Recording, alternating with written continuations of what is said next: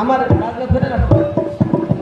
আমার এই গান, এই দেহ যখন পরিত্যাগ করবে, কেউ উকিল, কেউ ব্যারিস্টার, কেউ রাজা, উজির, প্রধানমন্ত্রী, সবার স্থান কিন্তু হয় আগুনে শেষ হবে দেহ, না হলে মাটিতে কবর দিতে হবে। এই তো ব্যবস্থা রয়েছে। আমরা এই জাগতিক জীবনে যখন আমরা বেঁচে রয়েছি, তখন কেন আমাদের স্থান এক হচ্ছে না? যখন এই মহামন্ত্র হরি নামে যখন নিয়োগ হচ্ছি, তাহলে স্থান এক করা দরকার না বাবা?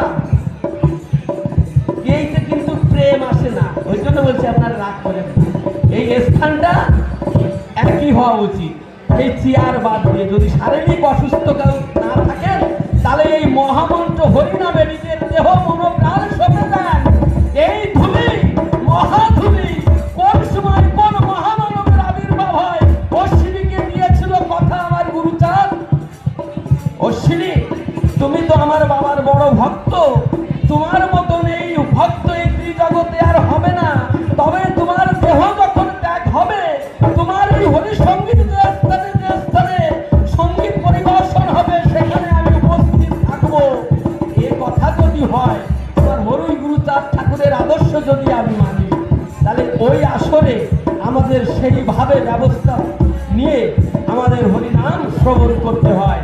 তাই বলছি বাবা, যেখানে হরিবাসর হবে, যেখানে হরি কথা হবে, যেখানে প্রেম আলাপন, ভক্ত আর গায়ক ভগবানের প্রেম আলাপন হবে, সেখানে স্থান যেন একরকম